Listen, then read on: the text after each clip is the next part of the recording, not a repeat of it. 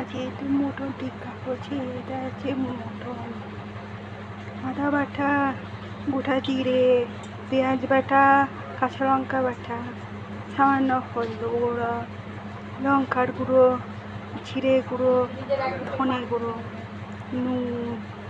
এবার আমি এগুলো গোল গোল করে চ্যাপটা আকারে করে নেব।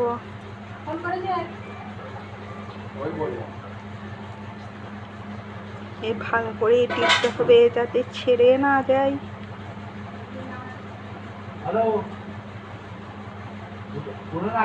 আমি চ্যাপটা আকারে করে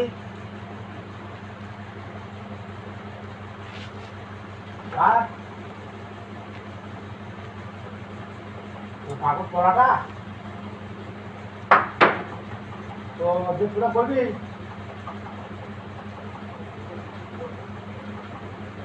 হ্যাঁ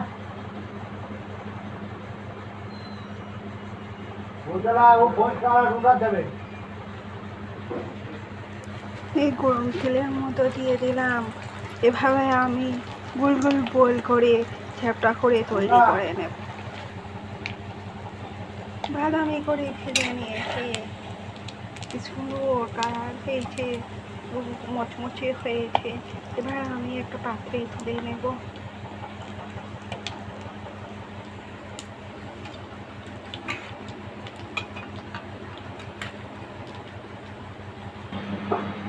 খুব সুন্দর বাদামি রং হয়েছে।